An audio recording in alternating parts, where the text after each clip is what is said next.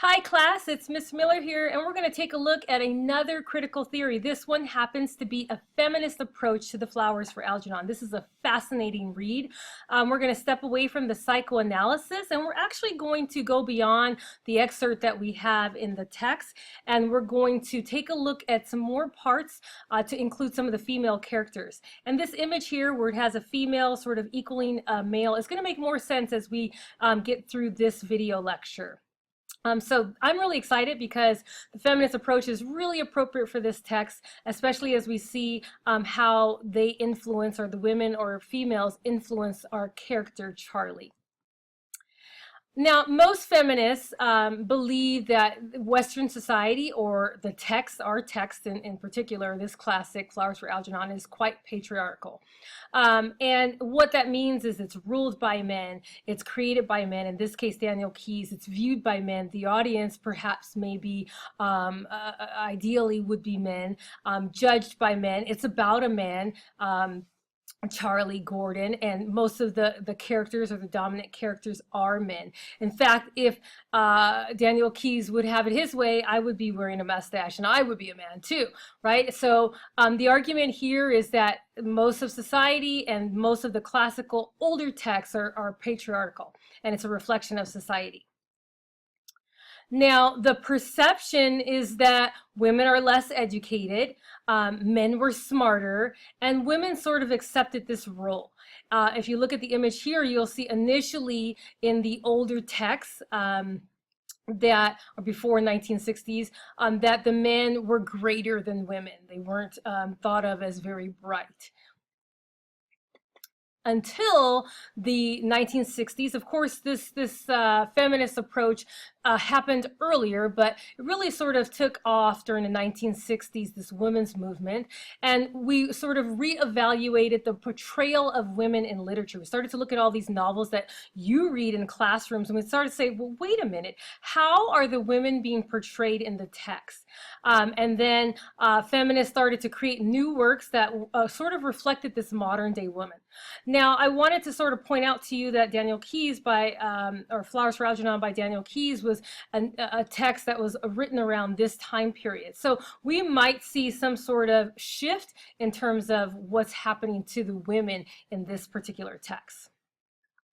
Now, there are several women we weren't necessarily exposed to in our short excerpt, but when we stepped outside and looked at the text as a whole, and I have a copy of it right here, the entire text, there are several women, right, beyond Miss Kenyon, but there's Rose, there's Norma, Fanny, Faye, and Miss Mooney. So there are several characters in the text, and they all, when you take a look at their role in the text and their interaction with Charlie, it just creates a whole new meaning for the text. It helps us understand the text at a different level. It creates a whole new layer that we didn't even think about. In fact, we probably could develop a new theme. Like, we may have developed a theme from a psychoanalysis read, and then we do it from a feminist read, and we get a different meaning.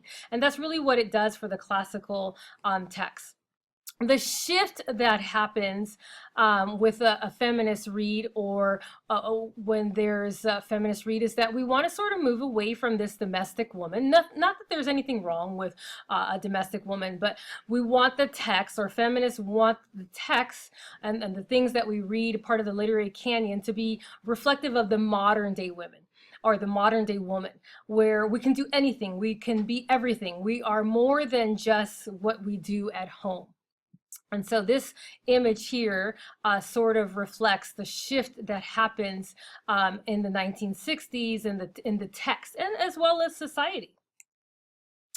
Now, a term that you should be familiar with when you do a feminist read is misogyny, and that really is a negative attitude toward women.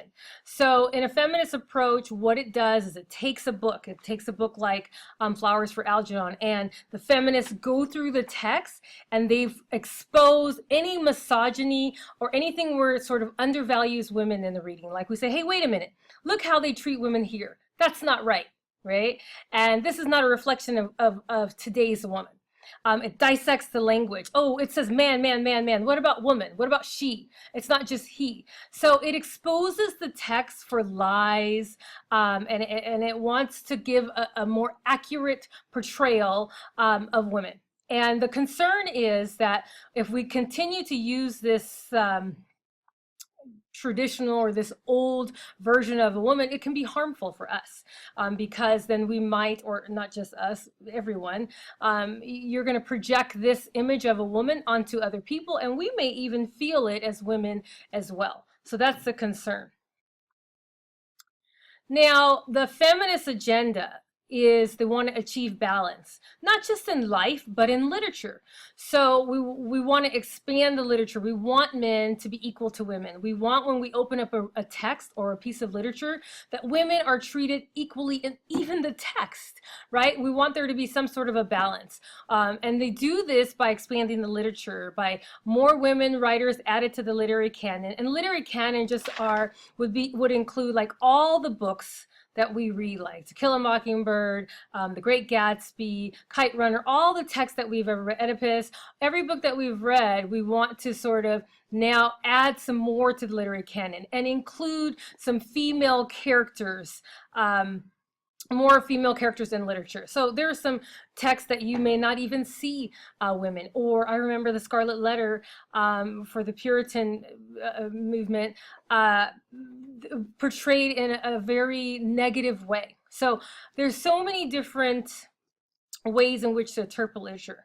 And the application of the theory is, the idea is that you're going to look at most texts from a feminist lens. Like, you're really going to comb through the text and search to make sure that women are being portrayed accurately. And if they're not, you're going to expose it. You're going to point it out. You're going to be mindful of it, that you're not just going to read it blindly and that assume that what you see in the text or what you read is accurate. So I'm going to take some of the work that you've done in class, and you've really done a lot of the work, right? So there's three major ideas when we take a look at a feminist perspective. And one is to evaluate the text and see the differences between men and women. And I think, when we did the psychoanalysis, we really had a good idea of Charlie and his desires and his motivations, the id, the superego, the ego. And that's the image above me. And then take a look at some of the work that you guys did for Rose Gordon, which happens to be Charlie Gordon's mom.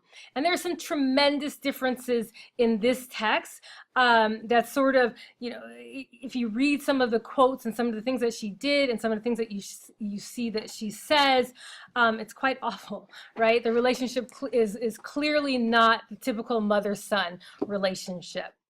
So the first thing you want to do is see the differences between the men and the women. And then you want to take a look at the text. This number 2 is to see women in power, the interactions between the male and the female characters. And so this image sort of depicts the idea of who sort of possesses the most power. And then it clearly shows, and we saw that the text is kind of 1959, so we see the shift even in the text, that the women, I see a little bit of negativity, although they possess the power, like we see the mother, Rose Gordon, really, the mother of Charlie, sort of dictating how he feels. The interactions are awful between him and his mother, and we really get a better concept and understanding of Charlie and the reasons why he is so desperate to be smart. It isn't just for him, but it's also to please his mother. But she plays a significant role in the text.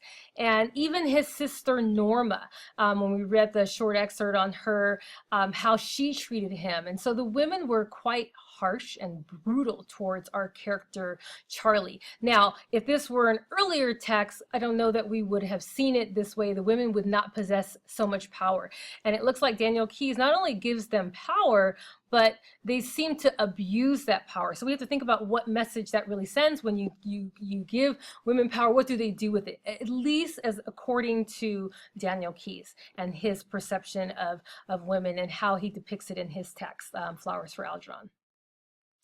So the third idea that you want to look at when you're doing a feminist read is you want to identify the female experience. You want to see, what does Daniel Keyes or what does the author include about the person's life? What parts of the life do we see?